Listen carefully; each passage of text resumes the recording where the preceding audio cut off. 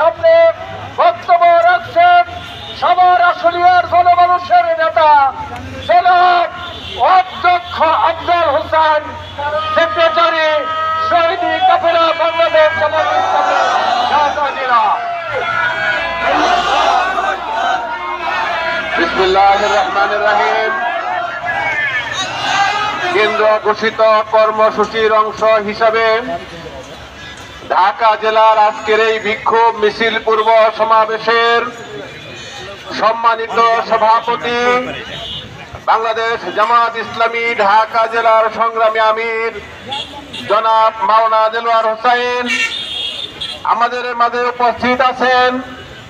আজকের এই বিক্ষোভ মিছিল পূর্ব সমাবেশের সঞ্চালক, বাংলাদেশ জামাত ইসলামী ঢাকা জেলার রাজনৈতিক সেক্রেটারি, বাংলাদেশ জামাত ইসলামী মনোনীত সাভার পৌরসভার মেয়র প্রার্থী জননেতা হাসান মাহবুব মাস্টার আমাদের মাঝে উপস্থিত আছেন। জেলার নেতৃবৃন্দ, থানার নেতৃবৃন্দ, উপস্থিত জাতির জাগ্রত বিবেক সাংবাদিক বন্ধুগণ, আইন শৃঙ্খলায় নিয়োজিত বিভিন্ন বাহিনীর সদস্য ভাইরা, আসসালামু আলাইকুম ওয়া রাহমাতুল্লাহি ওয়া বারাকাতুহু।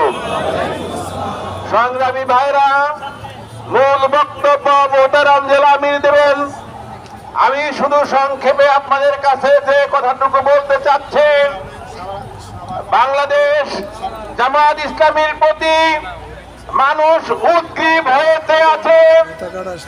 26 ফেব্রুয়ারি মাসের জাতীয় নির্বাচন পর্যন্ত মানুষ পেরেশানিতে আছে। কখন ভোট আসবে, জামাত ইসলাম